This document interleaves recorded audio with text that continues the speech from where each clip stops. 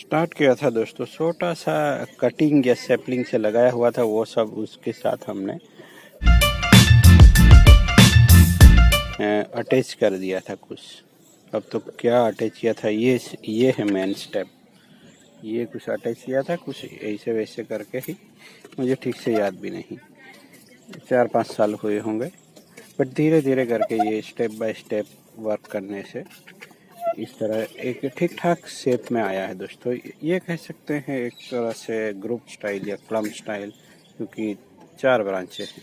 और यहाँ देखिए दोस्तों, ये बबुल का प्लांट अपने आप ग्रो हो गया था, तो इसको भी इसी के साथ चलाता रहा। मैं रिपोर्टिंग किया तो उसके साथ ही रहने दिया। तो अब ये भी इसका मूवमेंट देख सकते हैं दोस्तों, कुछ अजीब सा मूवमेंट लिया हुआ है।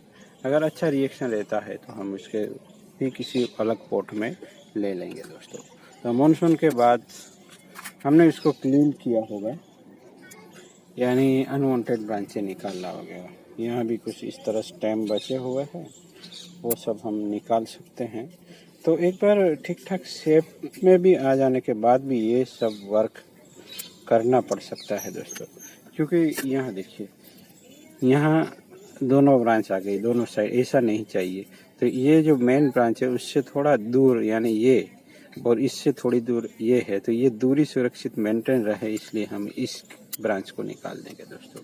तो एक मैच्योर सा प्लांट है, उसमें भी हमें इस तरह का वर्क करना पड़ सकता है।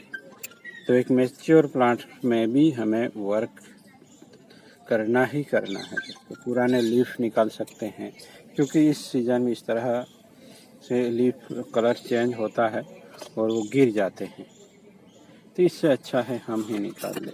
ये जंक्शन के करीब वाला जो ब्रांच है वो निकल जाना चाहिए। और ये देखिए, यहाँ बहुत सारी ब्रांचें हो जाती है, तो यहाँ से सुरक्षित दूरी और ऊपर से 2 ब्रांच।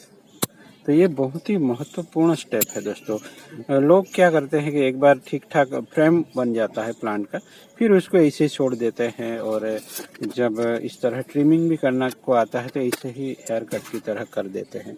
तो पूरी मेहनत की होती है शेपिंग में, और जब फाइनल मज़ा लेना होता है तो वो सब ऐसे ही छोड़ देते हैं, तो उससे थोड़ा मज़ा किरकिरा हो जाता है मेरे ख्याल से। क्योंकि जो कैरेक्टर होना चाहिए ऊपर फाइन ब्रांचिंग में, वो नहीं देखने को मिलता दोस्तों। तो इसलिए ये रिफाइन वर्क तो ज़रूरी है, आप कर सकते हैं।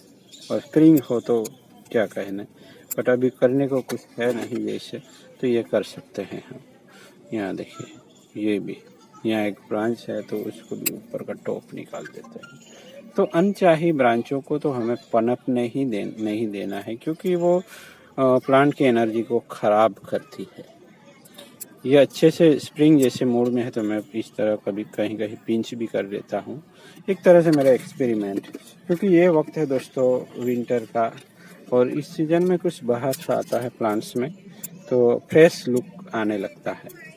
और ये देखिए, ये नई ब्रांच आई है, तो उसको हमें एक नई आयाम दे देना है। यहाँ एक ब्रांच है नीचे भी, ये 2 ब्रांचें हमें नई मिली है। तो कुछ ब्रांचें ऐसी होती है जो हमें काम की होती है, तो ऐसी ब्रांचों को हमें नया आयाम देना है, यानी उसको कहाँ वो डेवलप होगा उसका रास्ता हमें दिखाना है। तो ये यहाँ डेवलप करवाना है, तो हमें यहाँ उसको फैला देना है उसके हिसाब से। तो मैं वायरिंग कर लेता हूँ। तो 17 गेज का नंबर का है 17, और इस तरह छोटी छोटी फाइन ब्रांचिंग में बढ़िया काम आता है दोस्तों। तो ये तो एक होना चाहिए आपके पास, क्योंकि इस तरह छोटी बड़ी ब्रांचों में ये बहुत ही बढ़िया वर्क करता है। ब्रांच को होल्ड भी कर पाता है और स्मूथ भी रहता है, तो वायरिंग करने में मज़ा आ जाता है दोस्तों। तो सब काम का एक अलग मज़ा है। तो चलिए उसको यहाँ कुछ इस तरीके से बिठा देते हैं दोस्तों।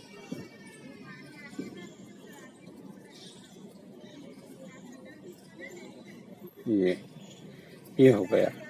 बाद में हम उसको रेमिफाई वगैरह करते रहेंगे, अभी उसको बेसिक शेप दिया है दोस्तों, फिर सब कुछ होता रहेगा। ये वैसे ही यहाँ एक ब्रांच है और यहाँ भी है, तो इस तरह 2-3 ब्रांचें हर साल आपको मिलेगी प्लांट में।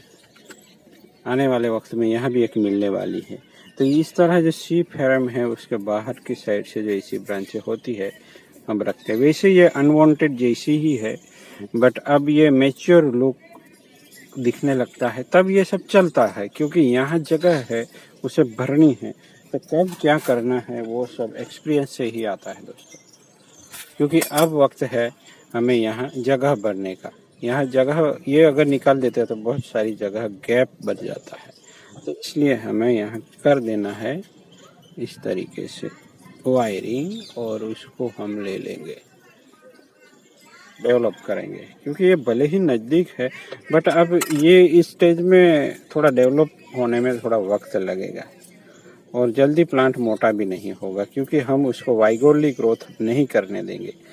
यानी वाइल्डली तरीके से आप उसको बड़ी स्पेस देते हैं तो प्लांट की ब्रांचें बड़ी हो जाती है, यानी तभी ये ज़्यादा थिकनेस मिलती है, नहीं तो इसमें ब्रांच में मैच्योरिटी आती रहेगी और प्लांट मोटा नहीं होगा दोस्तों। ऐसे ही बना रहेगा जब तक आप चाहें।